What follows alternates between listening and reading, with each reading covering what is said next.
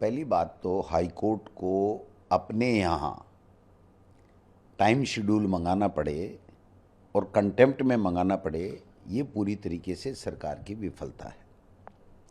सरकार high court के दबाव में अगर टाइम शेड्यूल लेकर के हाई कोर्ट में पेश करती है तो सरकार का इकबाल कहाँ रहा? संवैधानिक जो प्रावधान है उसकी अवहेलना की गई है, जनता के साथ में धोखा किया गया है।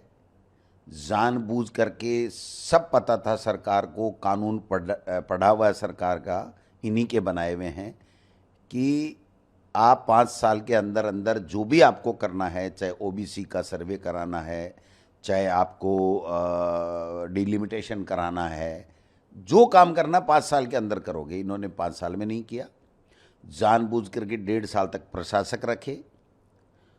और अब पंचायती राज की बात कर रहे हैं। पंचायती राज की इनका पहले दिन से प्लान था कि हमको एक साथ चुनाव कराना है, इसलिए ये संविधान का उल्लंघन करते रहे, हाई कोर्ट के आदेशों की उल्लंघन करते रहे और हाई कोर्ट इनको फटकारता रहा लेकिन समय देता रहा।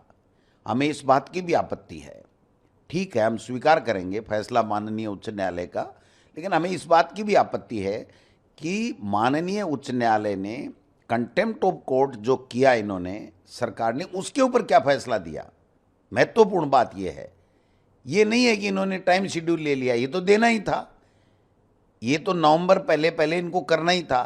16 महीने अगर ओबीसी की रिपोर्ट आने में लग जाए और अब कौन सी रिपोर्ट आ गई, फिर भी ये कह रहे इतने तारीख को ओबीसी की रिपोर्ट आ जाएगी, इतने तारीख को अधिसूचना जारी कर देंगे, इतने तारीख को हम आरक्षण कर देंगे, इतने तारीख को हम चुनाव करा देंगे। तो फिर ओबीसी आयोग को इन्होंने हाईजैक कर रखा है। स्पष्ट प्रमाणित हो रहा है ये बात। ओबीसी आयोग की रिपोर्ट 3 महीने के अंदर आ जानी चाहिए थी, 5 महीने में उन्होंने रिपोर्ट तैयार कर ली थी, लेकिन चूंकि सरकार को चुनाव नहीं कराने थे इसलिए ओबीसी आयोग से इन्होंने जानबूझ के रिपोर्ट नहीं ली। और अभी जो सर्वे का जो नाटक कर रहे हैं, ये सब नाटक है। आप बताइए, पहले कैसे कह सकते हैं? अभी तो सर्वे चल रहा है। इन्होंने एक ऐप लॉन्च किया है और उसके अंदर 30 तारीख तक तो इनका फीडिंग होनी है, तो इनको कैसे पता लग गया कि हम 5 तारीख को रिपोर्ट दे देंगे? रिपोर्ट पहले से तैयार थी, जानबूझ करके देरी करने के लिए और प्रशासक लगा करके और ब्यूरोक्रेसी को खुली छूट भ्रष्टाचार की दे करके इन्होंने पाप किया है। इसका बदला राजस्थान की जनता इनको आने वाले इस नगर निकाय और पंचायत राज में इसमें खामियाजा इनको भुगतना पड़ेगा। भाई साहब, हाल ही में आपने सवाल उठाया था कि जो राजस्थान में सरकारी स्कूल्स है उसके नामांकन में कमी आई है। नहीं, देखिए, ये तो प्रमाणित है, ये तो आंकड़े हैं और प्रमाणित आंकड़े हैं। तो ये तो आप देखिए कि 1 करोड़ का, जहाँ पर मैं जब शिक्षा मंत्री था 2021 में, तब 1 करोड़ नामांकन था सरकारी स्कूलों का। आज 67 लाख है। अभी आपने देखा होगा कि हायर एजुकेशन से भी नामांकन घट रहा है, स्कूली एजुकेशन में भी नामांकन घट रहा है, प्राइवेट में भी नामांकन घट रहा है, निजी स्कूलों में भी घट रहा है। इसका मतलब क्या हुआ? इसका मतलब ये हुआ कि ड्रॉप आउट हो रहे हैं, लोगों को पढ़ाई के प्रति मोह भंग हो रहा है। और हमारे नेता राहुल गांधी जी क्या ही कह रहे हैं?